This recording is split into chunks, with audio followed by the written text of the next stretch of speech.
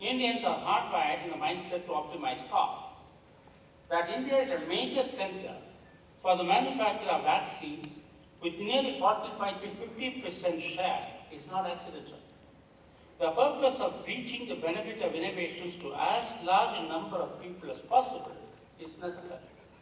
This objective is better served by designing a country-specific innovation model rather than to adopt models suited to other economies. Indian innovation system should find solutions to problems faced by a large number of people with limited purchasing power. While the bright minds of the world are busy solving problems faced by the rich, innovation system in India could gain leadership by developing affordable innovations. This would call for attracting the best of minds and innovations to focus on problems faced by the non-wealthy.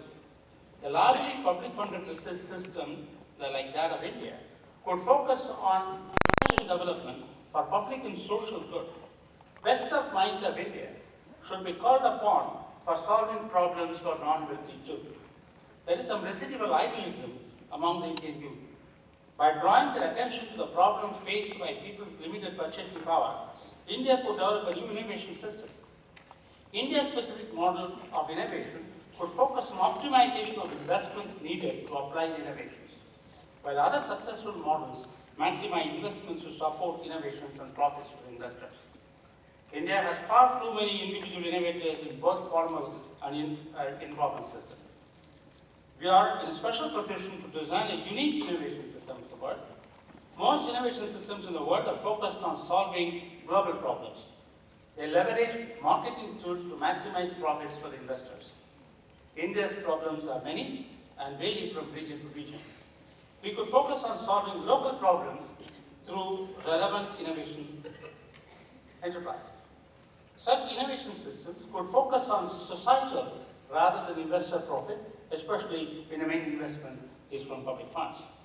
During the 14th and 15th of August, the Department of Science and Technology had organized a national project competition among the youth of this country in the age group of 10 to 15. Nearly 700 young people studying in the classes of 6th to 10th standard participated in this exhibition. They presented their projects in the form of models and concepts. It was truly a heart-rendering feature that more than 60% of the projects exhibited address possible solutions to local problems. There is ample evidence for a strong and distributed base for innovation infrastructure in this country. The innovation system is well and widespread.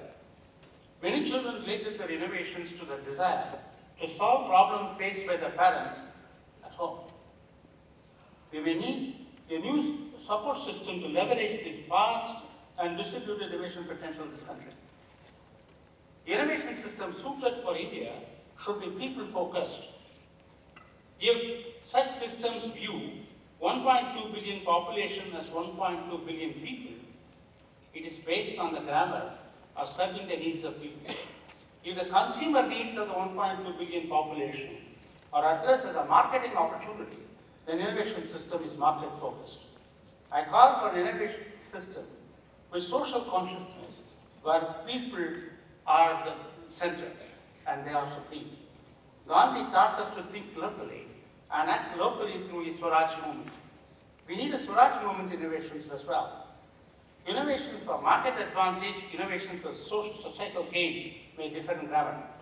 I would call for innovation for innovation. Innovations laced with social consciousness seem the way forward for India at this time. I am aware that institutions under Birla family focus on education with social consciousness. There is a social responsibility to every educated mind. Education gain should relate to social well-being. Higher the quality of mind, higher is the responsibility for serving the needs of society. I am aware that I stand in front of some of the best and the most endowed minds of the world. I wish to draw your attention to the awaiting opportunity to relate your creativity to solve some real-life problems faced by ordinary people of India. Extraordinary people are required to solve extraordinary problems of ordinary people who may not matter to the market forces. This call is for those who are extraordinary in talent, as an extraordinary in human values. Let us innovate for serving the needs of people with low purchasing power, but not over in human values. Ladies and gentlemen, Indian education of the past focused equally on knowledge and wisdom. British built a different educational system to serve the needs of a colonial power. I like to quote from the address of Lord Macaulay to the British Parliament on 2nd February 1835 on India. I quote, "I've travelled across the length and breadth of India, have not seen one person who is a beggar, who is a thief, such wealth that I have seen in this country, such high moral values, people of such caliber, that I do not think we would ever conquer this country unless we break the backbone of this nation, which is her spiritual and cultural heritage. And therefore, I propose we replace her old education system, her culture. And if Indians think that all that is foreign and English is good and greater than their own, they will lose their self-esteem, their native culture, and they will become what we want them, a truly dominated nation." Ladies and gentlemen, we need to seek freedom from the domination of the past. We need to free ourselves from in the world of innovations. Let me therefore leave you with a call. We need to innovate. Our innovation should deliver values to the people at the base of the economic pyramid. They should be amenable for use with smaller investments. They should provide affordable solutions to location-specific problems. We can afford to think locally and act locally too. We should regain the mindset that evokes high self-esteem that we had lost. We have some wonderful national heroes and models in Gandhi, Buddha, Jain, Adi Shankara, and many others. India as a civilization has plenty to offer as role models and valuable lessons from their lives. There are some important lessons for developing innovation systems that suits this country. The path of non-violence, the salt satyagraha, and every single action of Mahatma united people for a cause. Connecting actions to the cause of people itself is innovation at its best. Gandhiji's by experimental truth clearly brings out the innovator that he was. To serve a cause, to serve the nation, to serve the people, to experiment, to fail, learn lessons from the experiments, analyze, develop strategies, to think out of the box, redesign experiments, and then succeed. That's Gandhi's way. I would like to conclude by making a sincere call to all of you from this wonderful institution to look at Gandhi not as the past, but as a future for building an innovative India.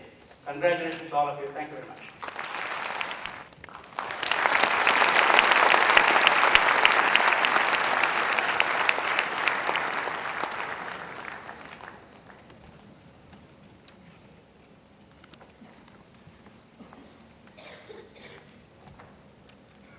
Vice Chancellor Sir, the last award approved by the Senate in March 2011, 25 candidates of on-campus programs of K.K. Birla Goa campus, out of which 7 candidates qualified for second degree under dual degree scheme of the institute, were awarded degrees. The degrees have already been dispatched to them.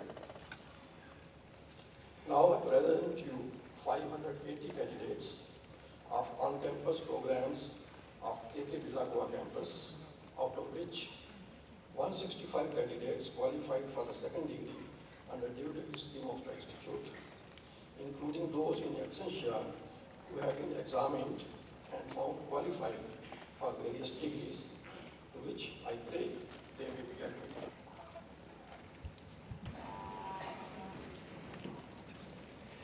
By virtue of the authority vested in me as Chairman of the Senate of Prince Pilani, I do hereby admit 580 candidates of K.K. Birla Goa campus, out of which 165 candidates qualified for a second degree under the dual degree scheme of the Institute to various degrees, together with all the rights and privileges thereto, and charge them that they prove themselves worthy of the same.